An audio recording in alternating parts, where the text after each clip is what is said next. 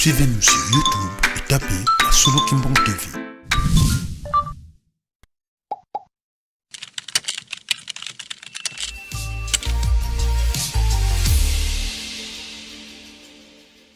Traduction le grand-père à l'Obiawa. Après ce biso histoire, il y a Bango. Bango nde basutenaki église kimbangiste. Badalaki na bato ya mayele te ndenge à l'Obiawa. Mais bayalaki bato kaka bango moko na moko. Mais sikoyo bango basali makasi et comme église au niveau ya mokili mobimba. Maintenant tokomi na ba intellectuel na bato ya mayele na ba savant kati na biso. Mais eloko nini ekoki ko pe kisabiso pour que tout soutenir idéal et à la triompher. Wana eyali question pour na bato ya mayele na bato bayali koyekola mingi pour na nini to ko soutenir doctrine na biso te soko to ali a contradiction biso moko ndenge ni to kolonga yango wana na ponaki kotanga mwa mokanda moko eskizenga na kusala prédication te mais eyali bobele pour na ko accentuer information yo Marc 13 et Marc 3 Malako 3 verset 22. Oui, Marc 3, verset 22. Bon, 24. Balobi boye. Soko bokonzi e kabwani na kati na yango penza. Ekoki kotelema te. Soko libota e kabwani na kati na yango penza. Libota yango ekoki kotelema te. Mpe soki satana asili kotelemelana mpe akabwani akoki kotelemelana te kasi suka na ye ebelemi mutu te akoki kokota na ndako na mutu makasi po na kobebisa biloko na ye bobele soko akangi mokolo na ndako na makasi na yango penza. Bajeno ye tolandi be tolandi te nazana mutuna lelo ezomona na kati na lingomba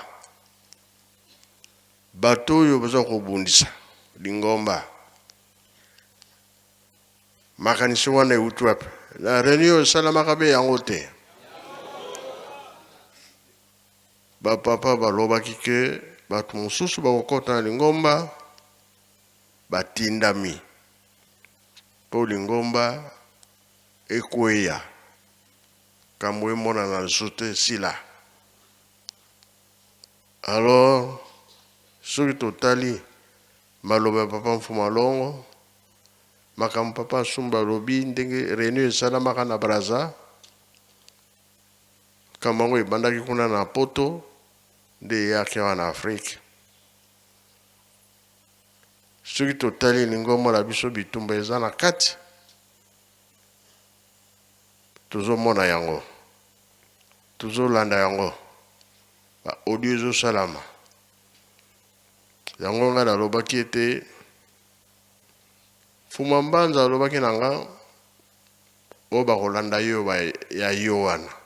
o bakolanda yo te ya yo te nalobaki be nalobaki te bongo bato bazo déranger batikalaka libela wana na kati na ngomba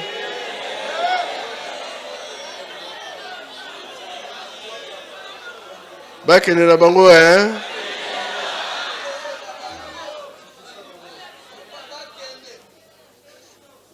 toyebi bien papa mfuma longo papa diangenda aza koloba mutuku mwindu auta wapi po likambo malamu tozokomisa yango ya mabe touta wapi mpo na nini bongo. Fuma Mbanza lobi kaminu etelemi bato bazali kokota po edemare kende mutu ambongo aye na se wana atandi mbongo o bazaki na kati ya kamino baza kosala nini mpo na nini eske ndoto wana ya lukuta be ya solo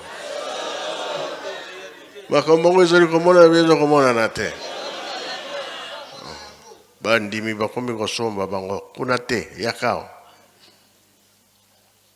ngai na telemi nano wana papa Mbenza yeyo. Merci papa, Néo Pessipisondela. message oyo uti koleka ya papa Mfumalongo papa dengenda kontima ezalaki na le 5 septembre 1989 wana ndenge tolandeli yango papa Mfumalongo papa dengenda bandelaki nanu eke batwana balobi ete ba réunion oyo ezali kosala mangomba mosusu ezali kogene bango mais momoko papa Mfumalongo papa Dengenda a prononcé wana eke bato wana baza ba charlatan papa Matondo bino bato bofandi mingi na poto que batwana bazali ba charlatan donc bazali ba pasteur bazali banganga nzambe mais babengami ba charlatan elingi koloba de. Merci nzambe na ngai na kopesa ngai maloba na kombo tata mwana pe tata molimo santu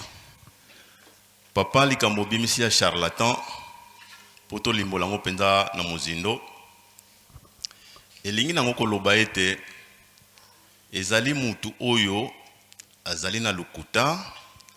kasi azali ko utiliser lukuta na ye pour a tromper bato oyo bandimeli crédibilité publique lokola boye papa Simon Kimbangu aya mokili mobimba bayoki monene ya papa Simon Kimbangu sikoyo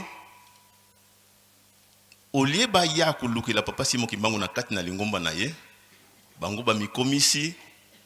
ba imposteur ba kepai mususu bango pe ba sali ya bango ba Kimbangu wana bengo ba charlatan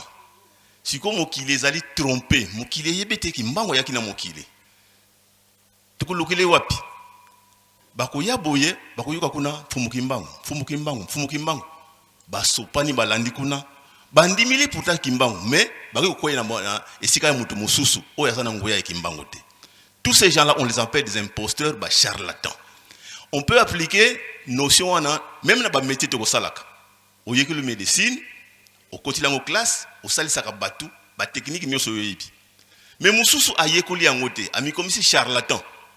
Bisala sala na ye, oh ngana salaka matiti bo, saka matiti bo sans diagnostic, sans examen conséquent. Bato ande ba benga bo charlatan papa. Et pourtant ezali pe na Biblia. Nkolo Yesu abimi na Yerusalemi, alakisi ba yekole na ye, ba yekole sina ye tempelo. Ndenge etonga maka na mabanga. Ba disciple ba apprécier. Ah! Mukonzi tala ndaku ndenge tonga makitoko. Ya lobi, il ne restera pas pierre sur pierre qui ne soit renversé. Libanga mokote ekotika la na likola libanga moninga likola ndekone libanga eko longolama. C'est-à-dire que mutu mokote akotika la muumbu ya moninga ni mutu na kati na mokili. Basosola ki likamwana te. Bayekoli bamituni milika munene obimisili biso na bozongi na yo ekoya na tango nini. Nkola lobi na bango mokolo boko yoka ete batu bako komiya ko sakula na kombo na ngai balati kombo na ngai Yesu tango angonde yango wana bitumba ekoya nzala ekoya ba tremblement de terre ekoya mbe tango nango yango wana donc nkolo Yesu yemoko déjà asakula ki ba charlatan ke batu mingi bakoya na kombo na ngai qui ne sont pas Jésus-Christ mais ba Christ babima ebele bisoko na France papa tozalaka na mundele moko abimaka kuna na mandarom amikomisaka le Christ asalaka succès moko ya ndenge mususu akiko tonga ndako na ba Alpe kuna côté ya Marseille sur une montagne tala ebela batu mais lokola azalaki charlatan suka nango akufaki liwa moko ya somo ba panzana ba charlatan nyonso pe batoni na kati na lingomba bazala à l'intérieur bazala à l'extérieur bazali mingi bazali kosalela komba papa Simon Kimbangu na solo te na lokuta baluki mbongo ndenge tata mokonzi abula alobi na biso awa baluki mbongo bakota na kati bayaki pona likambo mulimu te bayaki pona kolia na komela ba espion bakota na kati batinda ki bango kotinda bokota na lingomba wana po bokende koyeba makambo nini ezali pona kati ndenge nini toko détruire yango de l'intérieur bazali pe na kati yango la fois dernière bolimsanga papa na rappeler sur likambango ezali ka kuna na Biblia esila ko lobama que le royaume des cieux a été forcé. Ce sont les violents qui s'en emparent. La violence dans les mensonges. La violence dans mouyibi. La violence dans ma béniose. Toute ma béniose to salaka. Ils ont sorti la violence. Il y a un papa Simon qui m'a dit à lobby, je vais prôner d'abord la non-violence.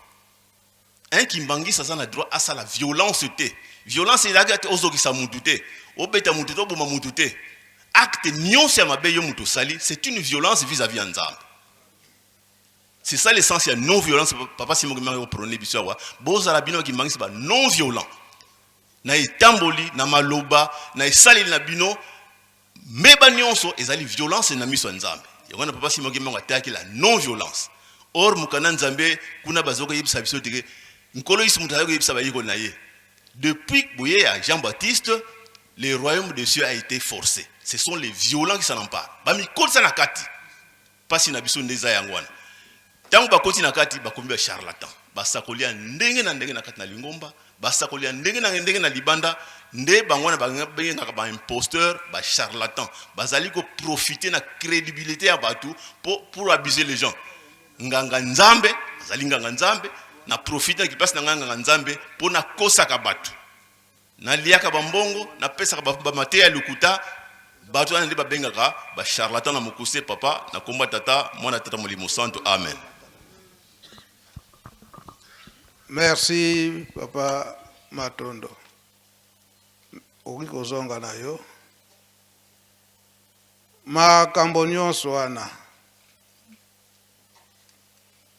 Papa Mfumalongo papa Dangenda Kuntima abandelaka ngo awa na kamba na 5 mois wana donc na 1989. Oyo tozalaka na tango wana bayebi yango malamu surtout Faki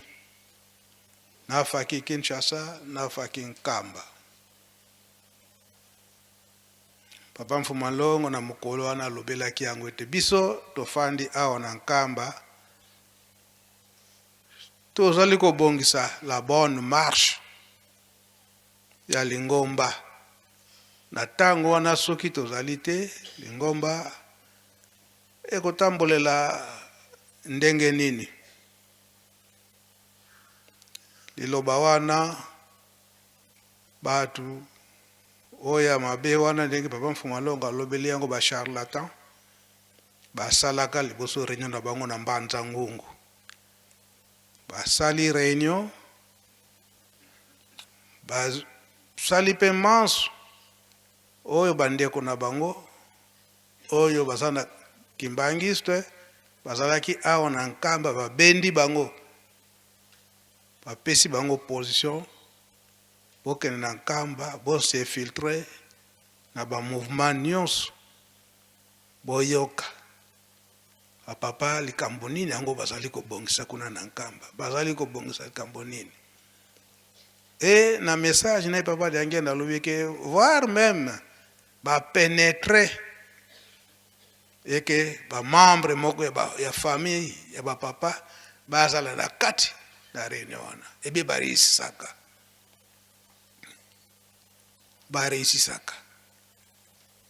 tango papa Mfumalongo lobili makambo awa na kati na Nkamba ba musicien pesaka bango kanda ba baneke ko sala couvre feu ko kende tin sala ti na tango wana soki ba papa basilisika ka théâtre ke papa akoti mutu nyonso kota na ndako olala soko omonani libanda okomi infiltré ya bato basalaki réunion wana ezalaka mwa matata te papa Mfumalongo aki kopekisa likambo wana surtout na biso ba musicien boyebi likambo yango très bien ne tobanda kosala patrouille kokende tintsala bamboka musika bantseka ndenge papa abimisaka likambo wana nde aye koloba ete botika kosala eke bokende ketina bamboka batu kosala patrouille parce que eza etumba ya molimo ezali ya bunzoto te soki na bunzoto ekopanza batu kasi lokuleza ya molimo bofanda nde ba musicien bakitaka te papa Mfumalongo aye kobimisa likambo ndenge toza na sanza ya avril eke lingomba babundisaki yango mpona nini tango na le 12 avril eyebanaki ete papa Mfumalongo bapesi ye bokonzi bapesi ye pouvoir ya nkawa lulendo mvwala lulendo de bato masengena mabe bakotaka na kati na lingomba pour dire que papa Mfumalongo papa diangenda yete esuka ye koloba maete aza na mvwala te mvwala lulendo eza pai na yete ye pouvoir wana azali kozwa ezali ya yete nde na likambo wana papa Mfumalongo abimisaka makambo ebele na ntina kala date le 12 avril oyo bapesaka ye mvwala lulendo pa ya mama Mwilu extrait muke eza ebele message na ye oyo aye lobelaka makambo ya mvwala lulendo oyo mama Mwilu apesaka ye na etinda ya papa Simon Kimbangu alobaki ezali limwe pa secret spirituel kasi soki nazali kobimisa yango ezali na ntina po kobundisa eleki mingi soki bokontinue kobundisa ekozala na bino mpasi kasi tikala yebisa bino verite ndenge nini ezalelaki po ete boyeba te na mizwilaki te bapesaki nga kopesa donc ezali makambo o papa diange na bana kobimisa mpona nini tososola biso bacroyant kimbangiste tozali na kati na lingomba kasi tozali kocontredire maloba bapapa ayete asala boy yango extrait muke eza ebele me muke mpona kowela ngonga akuteya biso kasi ngai moyen kopesa papa mbote ezali te naoka kaka maluba natala elungi na ye natala nzutu na ye kasi pate na simba ye moyen te mpona nini soko nalobi papa donc olingi ngai te alobi te yo nzambe apesi ye mokumba moko il faut omérite yango ebongo bango nde mokumba na bango na oyo ya yo bokeseni bozali yo nde suka na likambo donc soko okomérite yango te mwana na ngai okokosimba ngai te yango wana nasalaka nyonso tu oyo ezalaki na nga pasi yango wana lelo ngai nakuku kumema yo soko boye te nakuki te mama mokolo oyo avant ya pesa carte na bato wana bazalaki nde baoyo bakomi bateyi nde kambo moko asalaki pa bato amonaki ete malamu nde nazala penipeni na tata na yo ngai na bandi kokende po ate ndenge na kotikala penipeni na tata na yo pamba te nasi namoni ne mpasi ezali kasi soko nga nazali pepe na tata na yo manso bokosenga ngai bokozwa yango e tokolonga le 12 avril 1959 nzambe akosaka te mama asalaka nini ndo tokenda na ndako tokumi na ndako amemi ye esika wana alalaka tokei bisimi bale mama afukami akamati loboko na ngai achiawa to ibi malamu nde soko mama tango tozalaka na mabonde ntango apasi na biso soko mama akamati loboko na ngai achi na se na maboko na ye dikambo ezali tango mama alobi tobondela mama apesi libondela na ye tango tofunguli miso maluba ye alobaki esalenge pasi mama pani okolobali makama ndenge wana nde ye mena sina lobi na bino ngai na bande kokende yo ozalaka na kisasa kisolokele ye azalaka na mayombo kianga nika mutu aza na ngai awa ntango wana boko okete mama asi ajungi esika tokolongwaka kolela na yo te kolela te kasi afande na kende tala isika wana to sito yibake isika wana ngana lobi na kutala yango te na boy mama abondeli ngai na kabonde le 12 avril 1959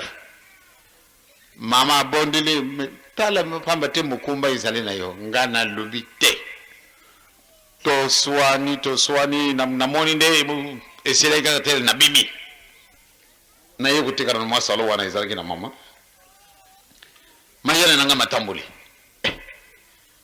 dikambo mama ye pe azana maladi te ndenge ni aza kulibana ngadi kama ndenge wana na jungi na ge kufuka mama na tiki ya kufuka mikaka ngambe na ge kufuka akama tulo boko na ngai achiri susu na sina maboko na ye abandi kolela kulobana papa bana bazali na mawa pana kokabwana ngai na bango kasi ndenge na sina moni malamu ndengai na kende na ya epai na yo patina lubana na yo makambo maso mazali na ngai mpusa soko bana na ngai bapese nga message ngai na kumise message na bango epai na yo noki no go kubimisa ngona sika Yesu na woki de bonde na ndenge wana ngabe na bande kolela to funguli miso kalubi denge ndatala ngai na lubi na kutala te mama ngai na kolo inanu te nazali de susu mwana moke ndenge nini oyo yo olubi ete olingo ukende mwana ngai malamu ndena kena mpasi ya boye to moni ben pasi isi kuki tango malamu ndena kenda kuzala pen na papa na bino ya solo ba discussion zala ki makasi kasi ala tendo fena kanisi dikamboye tambo susu zali nzame mutalingi cette fois na ndimi tango atali ya lobi tala nanokona na tali ngai na koi na mabele na kolela pamba tena sina monite mama atena yekaka malgré ni maki kasi tango na bibi na ndaku na kimi mbango isika baba pamba na lobi tala mama makamoza kusala yombo ndimi ngana lobi na bundi tumbakati mama alonge kaka le bisimi vale yedi bosonga na landi yesima tokuma kuna na ndaku baba mfambanza ngali na mama dikamunini pone nini ulingu kusala bisuboye mama solo alubaki makambo kuleka sika baba mfambanza alubi lokola eligi nengo wana nzambe asia lubi na bisto sala nini ale bisimi bale toleli mama leli biso ngai na baba mfambanza kuleli pamba te makambo na masala kabiso pass mama na ngai tata na ngai tebusa na te na nzambe akosaka te mutu alibanewete umoni mutu kama timbwala na yeye zale kumemaka na balabala le yango yezalaka na papa sima kimbangu baninga ile kwa na sima na baboko po sima yango ndenge nini lokola mutatu kembo sa simbi loko roka na sima ndenge nini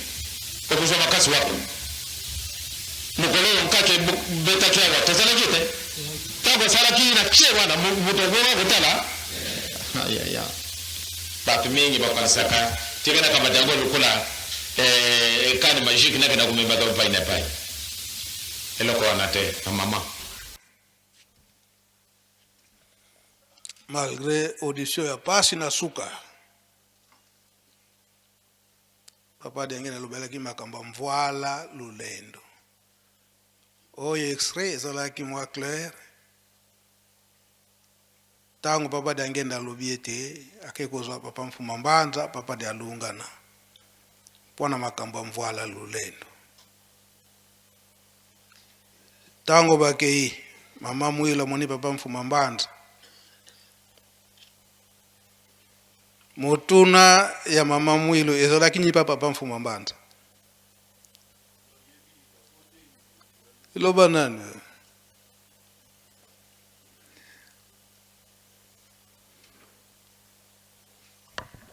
agene oye zelo eza mardi moko makasi o kombo ya tata ya mwana pe tata Molimo Santo merci nkolo tango papa mfuma mbanza ba poti de pa ya mama po ete ba pekisa ye akende te mama mwila tuni kiangani likambo yo yebi yango te likambo yo yebi yango siko ndenge nini olingi kobaloko lisusu lelo merci merci likambo nini yango likambo ya kotika mvoala na maboko ya papa mfuma lo makambo ya kotika nini mvoala lolendo oyo esimbamaki pa ya nani esimbamaki na epai na mama mwilu ko bazalaki na mobateli nde oyo mwana koli apesa ye mama mwilu namutaka kotikila ye papa Simon Kimbangu atikelaki bango ndenge akabwelaki bango donc ndenge papa mfuma mbanza akenda kofandela lango na lukengo 4 afandi 4 ans kuna atikali kozwa yango akopesa na mama mwilu mingi toyebi histoire wana te yango papa mfuma longo alobeli awa mvoala lulendo amaloba oyo yokani bien te ye papa mfuma longo alobi ke lelo oyo na biso tokomi kowelela mvoala lulendo ke moto azwa soki etinda eza te osimba yango kozwa yango osimba yango te yango papa dangenda bino bato ya presse bobongisa yango malamu extrême mobimba wana po ete yebana te ezolobama te eke biso toza kofabrike makambo yango eza makambo batata batikaki ba secret spirituel me babimisaki yango mpona nini ndenge tolobeli na message ni toyokoli na message c'est ba charlatan bakotake mingi e bakoti lelo oyo mingi na kati na lingomba koloba ete eza pai na ngai eza boye te eza boye eza ndenge wana koyo ozonga na yo papa merci nkolo yango tango lingomba ebimi bitumba oyo ezalaka na 1960 na kati na lingomba ti ba 1967 1970 ou 70 yango bamindele ndenge kaka elobami na maloba papa dengenda batalaki likambo yango bazalaki komona eke bamonaki eke lingomba tata Simon Kimbangu eza ya solo c'est non violence mais turbulence oyo ekoti na kati na lingomba mpona nini donc babongisaka moto na mayele mobimba po ete aya kopose bakestion na papa Dangenda pwana nini mobulu na kati na lingomba mama Suzanne H toza korepete ye alors na bakestion wana apozaki na papa Dangenda na ntango wana azalaka représente na papa secrétaire général papa Luntadila dans la Zafwa de maman wana siko akende ko répondre et ko pesa éclaircissement na mukanda na ye na buku na ye pona koloba ete lingomba ya bato tata Simon Kimbangu eza na problème te eza penza ya solo eza tata Molimo Santo kasi batu bakoti na kati objectif na bango ko bebisa lingomba elelo bazali te ebele bon tolanda na la livre na ye ndenge basalaka ba recherche na bango ndenge nini expliquaki yango papa shiko to bengi oyo livre nakosengaka ntango nyonso ya mama Suzanne H ezalaka bapapa balobi eke livre oyo ekosunga bino na makambo ebele ndenge bokotikala e nakendaki warasha yango na un protestant alakisi nga livre yango papa livre oyo bino kozo kobundana tala livre mais bapapa si bayebisaka nga déjà oui papa. Merci papa na kombo ya tata mwana pe molimo santu tokotanga nyonso te ndenge bopeselaki biso mitindo tokozwa juste extrait na introduction na ye alobaki ete livre oyo asali eza na 3 parties mais na deuxième partie alobi boye la deuxième partie de l'ouvrage traite de l'évolution et du rôle actuel de la religion kimbanguiste proprement dite. Il s'agit d'analyser les courants réformistes et traditionnalistes qui la traversent depuis le début des années 60. Cette analyse contient des références aux documents officiels et des témoignages inédits recueillis à travers la République du Zaïre de 1976 à 1977. Ces données nouvelles font apparaître une distinction entre ce que nous appelons le kimbangisme officiel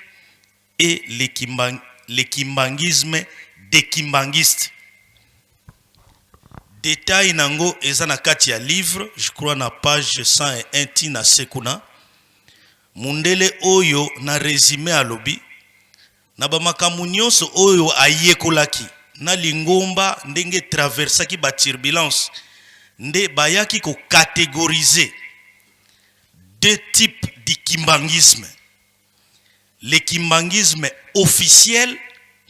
na le kimbangisme des kimbangistes. Et lingi ko lakisa kimbangisme officiel oyo tata Simon Kimbangu atikaki. Tango atei atiki makambo na mama Mwilu.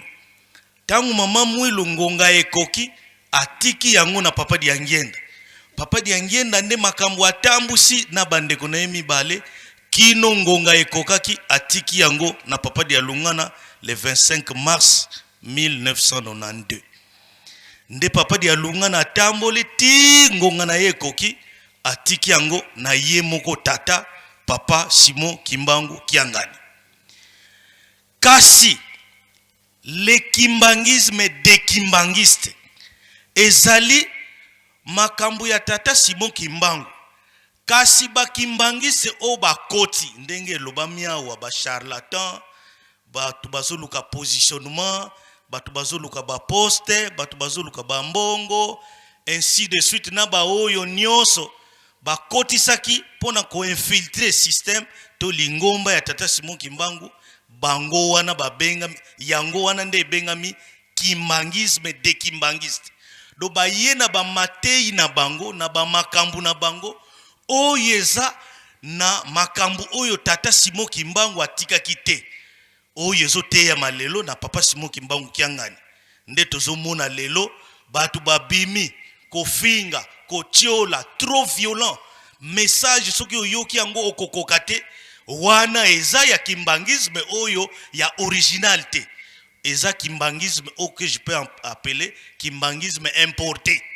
yango ne tolingi to kotisa na lingomba yango wana tata Simon Kimbangu Kiangani dodokolo ndonga ina ya wonso yi kotele wunga yokwani yenda parce que bantu mpasi beta mon to fokole munkumba se ye mwane mwanda vele bajeno ye yango papa alobiete oyo balingi na bango mibeko te basala nini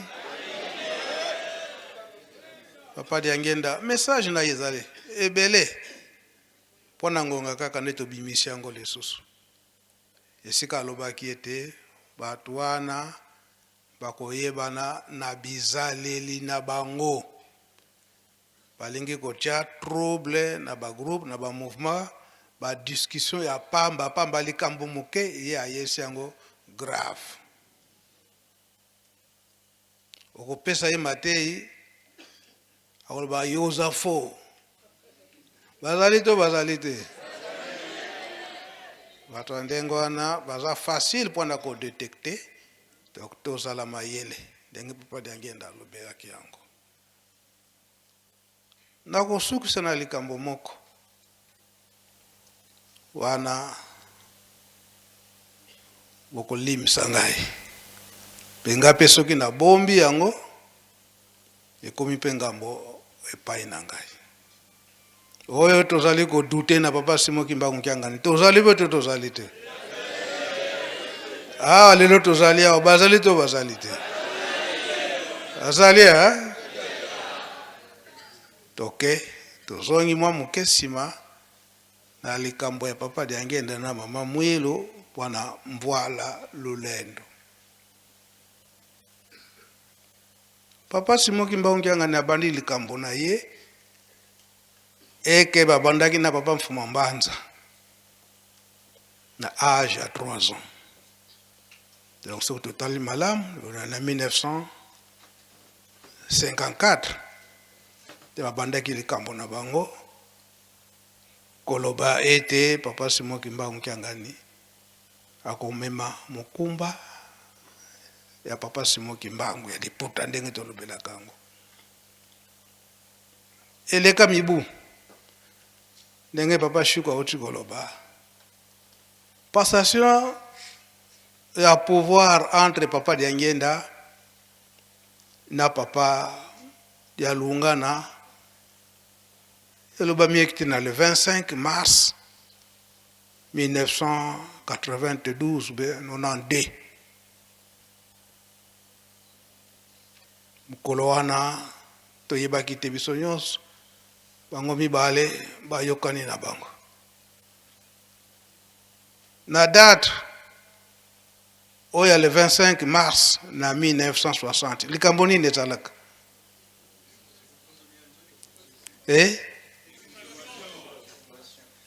bopesa bango micro eyokana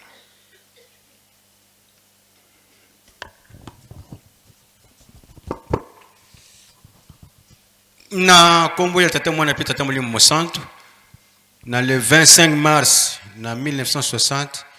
ezalaki ne mokolo oyo papa Diangenda bakendaki na Lubumbashi kolongola nzoto ya papa Simon Kimbangu na mabele kozongisa ngo awa na nkambo. Merci. Yo mokolo wana nde babandaki kolongola nde nzoto ingeta papa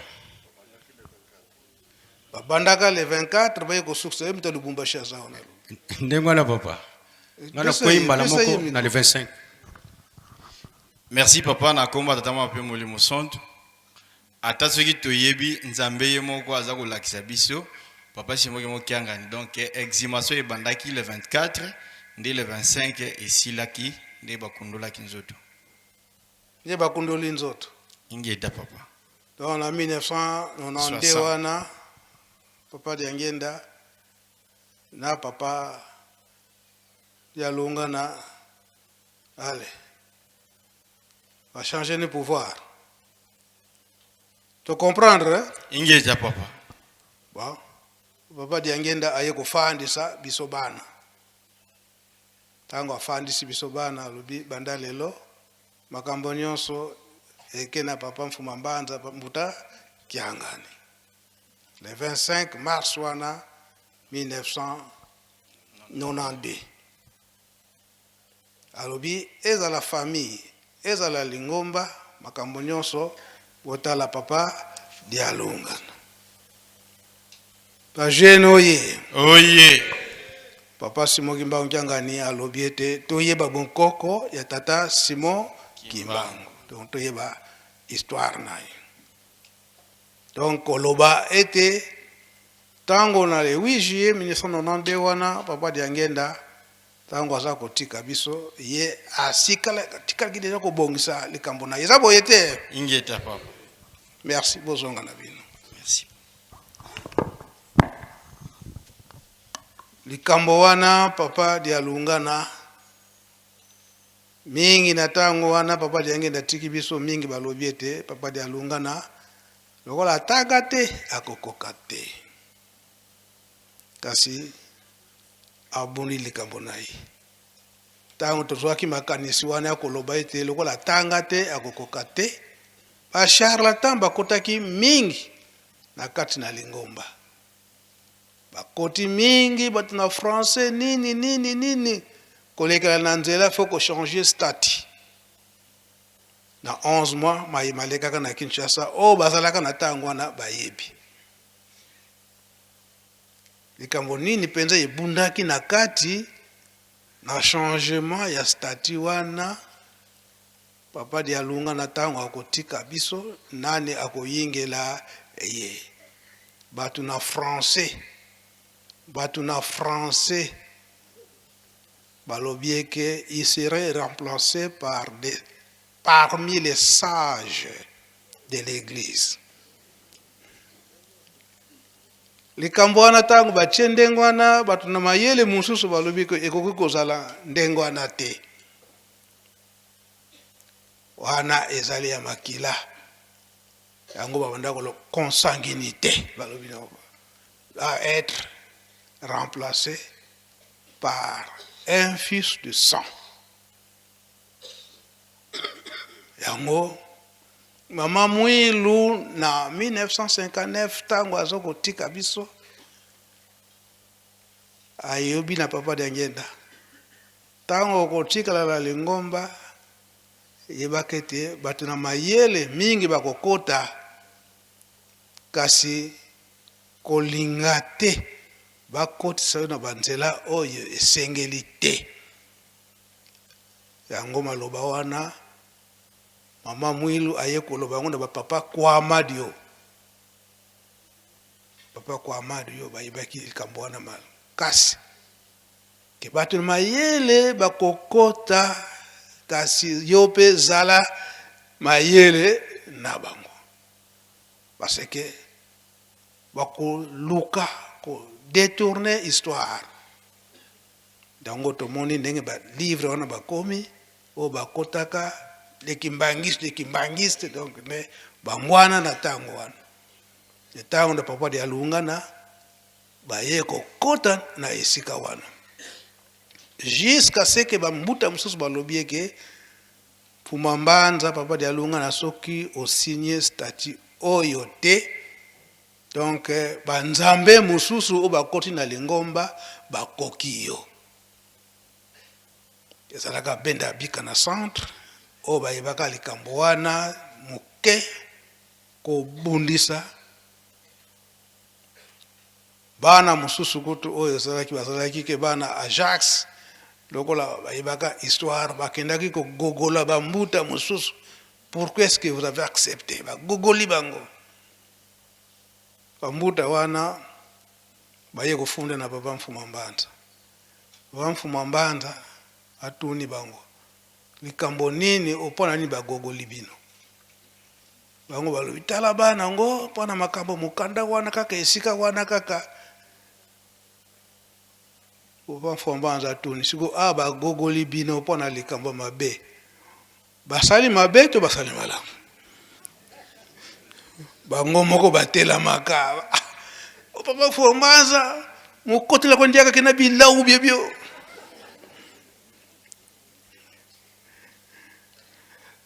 tango wana Mfumambanza soko nzoka ne yebaki likambo na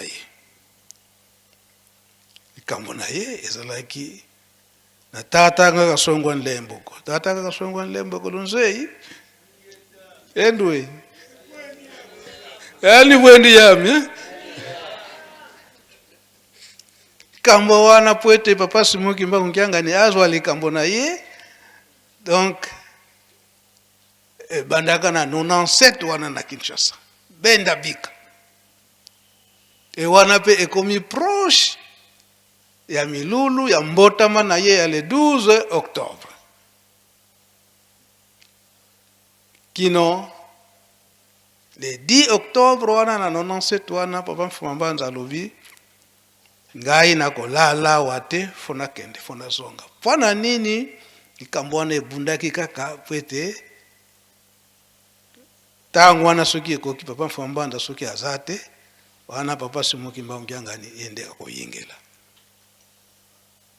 na ntango wana bambuta baboyi kopesa mituka papa Mfumambanza azonga na nkamba papa Mfumambanza azwi décision alobi balinga te nga nazali kokende na ntango wana papa Mbelolo ntango aye ayoki likambo yango papa si c'est comme ça ofandi pe mingi na nkamba pendant 11 pardon na Kinshasa pendant 11 mois bozongi na yo fo ezala penza très remarqué spécial na ndenge nini ozongela na dressing o mata na gare centrale kino na Mbanza Ngungu na ka ardi wana okidokitela wana esalamaka pe ndenge wana batu mingi na Kinshasa basutuka boye basali propagande papa kokende te akosambela wale 12 wala papa Mfumambanza aki déjà décidé na le 10 wana ke faut que tu écoutes longo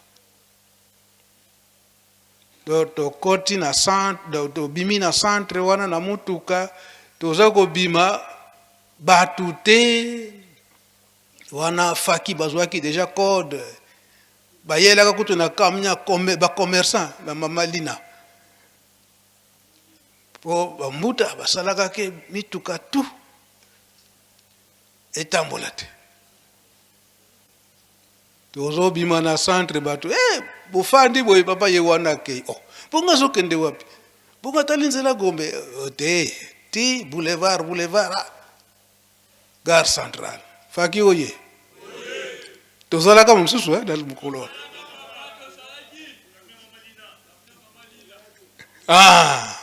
boyebi lisusu basutuka boye papa ye wana na gare centrale amachi dressing destination Mbanza Ngungu Nkamba. Alors tofani na papa Mfumambanza mwa mikolo siko mikolo wana papa Mfumambanza il faut kende akende ku inaugurer temple ya Lubumbashi to prendre ma précaution papa zokende Lubumbashi mais avant to kende na kutu na le 12 septembre wana na 9 wana soki na bosani te papa muto Lubumbashi première inauguration ya papa Mfumambanza na kokende na Lubumbashi pour inauguration ya temple na 96 irataka wana papa Shambu indi papa ya bongo asalaka na tango wana elaka le 27 avril soki na bosani te na 96 wana papa Mfumambanza tolali na chambre asengi ngai na pesa ye fongola ya ndako Nzambe Lubumbashi ngalobi papa tozali 0 heure toza na Kinshasa tokendaki Lubumbashi te mpona kuinogire ntango tozosolola ndenge wana mbala moko papa Nzinga ayoki alamuki likambo nini papa Nzinga expliqué ntango expliqué okoleza boye alebolalisa ngai papa alali naye tongo papa ka yombo aye tala makambo eleki awa si c'est comme ça faut accélérer ba travaux et salama nde eyaki kokoma eke na le 12 septembre wana fo ezala inauguré na 99 sika papa Mfumambanza alobi ete tokomi na le 7 septembre wana 99 wana papa alobi ngai nakokende te tata ukwenda inkia tata matata makwamena atuni biso matata makwamenena nani oyo nga nabenga katata o papa Simoki Mbangu Kyangani natango no papa Sirosi yani beke yano kwenda papa bakonzi bayebi ke le chef spirituel ntaza kokende bongo soko kete ekozala mabe papa Mfambanza atuni biso bosoki tata ye moko akei mabe yango wapi suka na le 10 septembre wana papa a pris décision eke ngai nakokende te bino nyonso bokokende mutu akokende na bino papa Simoki Mbangu Kyangani ntembe ye ntango etembe ye mbala moko papa alobi eke makambo kende kokatana kuna na mozole biso nyonso tokoti na mozole ntango tokoti na mozole papa asambele biso nyonso kobima na ye alobi ete ndenge ngai nalobaki tata alobi ya kokende ngai natikala na nkamba donc ngai nakokende te ye mutu akokende bongo papa siko o tozalaki wana donc ceinture ya papa tozalaka na tango wana papa Mfumambanza atuni moko na biso donc yo olingi kaka tata asala makambo na ye oyo asalaki na 21 bongo bino bokososolaki ye soki azali nani tata wana asimbaka kolela limisa ngai papa nakozongela lisusu te makambo mosusu soki ye moko apesi lingonga tokobimisa bato wana ndenge basalaka ndenge wana donc question ya papa Mfumambanza papa dialunga na Kyangani na biso oyo tozalaka esika wana donc bino bolingi ete asala makambo oyo asalaka na 1921 banda 1921 bongo bokondima ye eke ezali nde ye donc koloba te mutu yango nani ye oyo naza koloba c'est une vérité malgré papa alobaki ndenge wana papa dialunga na alobaki ndenge wana ke toyeba papa Simoki Mbangu Kyangani soki ye azali nani na ceinture oyo tozalaki mais tososolaki te ala le 12 septembre wana awa biso tokoti ndako ya Nzambe na nkamba kuna papa Simoki Mbangu Kyangani aza kuinogire temple libonde la papa Mfumambanza lokola baza kondimela ye te ke ye tata balingi kaka bamona miracle tike te esika ye azali asala miracle po ete lingomba eyeba ye mokili kutu te me lingomba mpona nini papa alobaki lingomba elakisi te bato ya ntembe toza na kati na lingomba eza boye te oui papa ye kofuka maano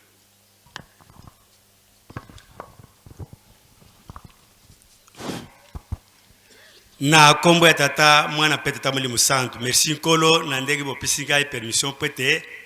napesa pe oyo ngai namonaki kuna na Chikapa tozolobela nanu makambo ya kuna na yango nde nazoloba na Lubumbashi koloba nanu ya Chikapa te ya Lubumbashi le 12 septembre na 99 wana na inauguration ya temple mai mamonanaka kuna na Lubumbashi oyo papa Mfumamlongo papa dialunga na alobaki ete miracle emonana kuna e jeune homme ya presse yo ozalaka te wana nokombaki na Lubumbashi te me oyo bakendaka na papa Simoki Mbangu Kyangani na Lubumbashi na ntango wana bazali te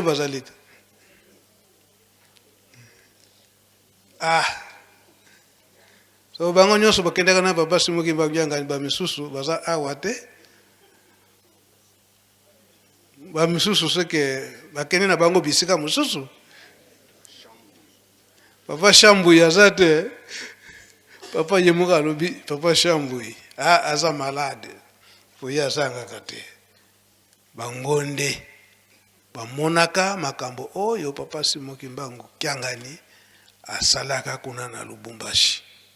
koloba ete lelo yo papa Simon Kimbangu Kiangani soki afandi na ebonga wana yete amichaki mingi bakolobaka papa Mbenza interprete papa ngaiti témoin musala na ye ya kolakisa eza boye te koloba tete ezalaki boye ezali boye bosoki na lobi te ngai pe naza na ngambo eza boye te eza penda dengwana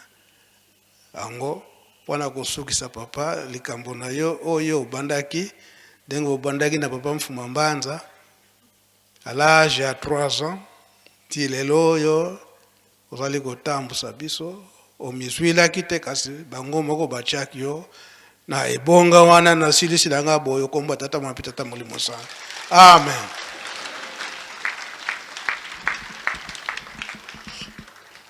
Merci, Tolandi Maloba ya Papa Mbenza témoin, il y a 5 mois.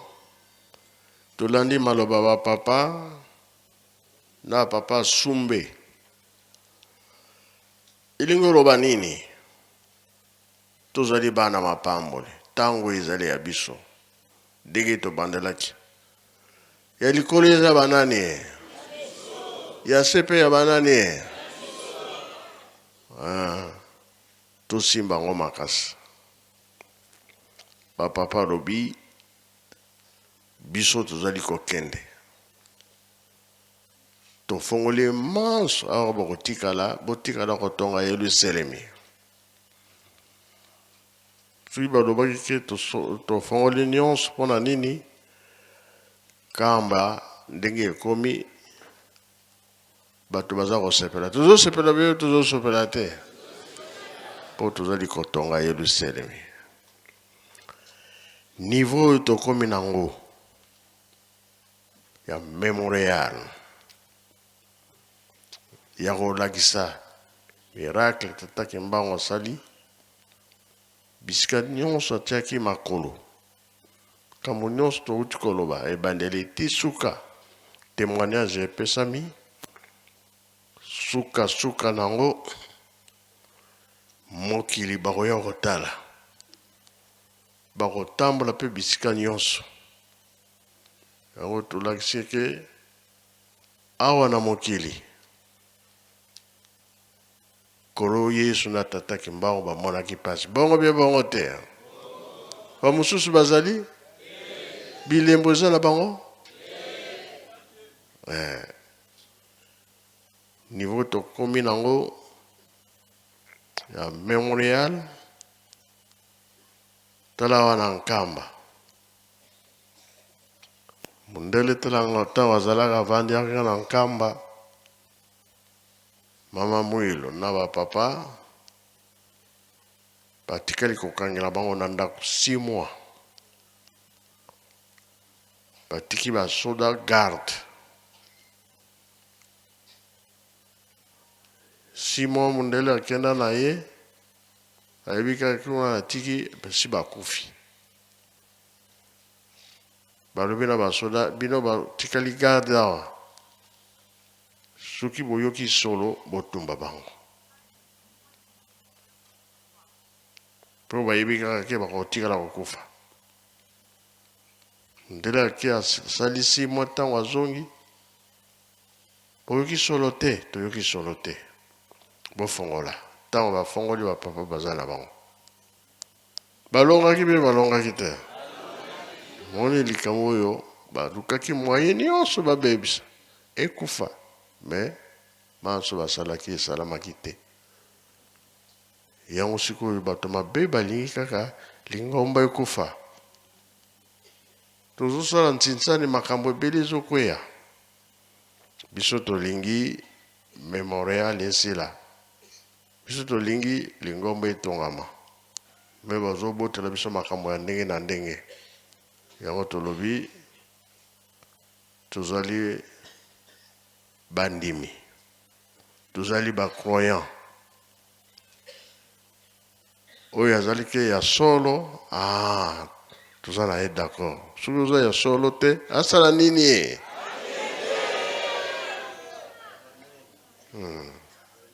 po tosisi nanu te meme na lowa sine moko nanu tosali te place ebeli sine nanu tosali te me na nkamba presque yango tolobaki ke Ajax lobi tour na bino ya ntsintsani lelo ntsintsani ya bagene tozwi bino ntango mingi tosengi bolimiselo mpona kowelela lere tala nyonso tozalaki nango toyebaki bato mabe baza na lingomba balingi to lingomba ekufa alors mpona lelo tosilisi na nkombo ya tata mwana mpe tata molimo santo amen bika tokubikeno moko totonda lusiamo sul tutambuli kwa tata mwanda velela munkumbu ase ye mwana ye tata mwanda velela munkumbu ase ye mwana ye tata mwanda velela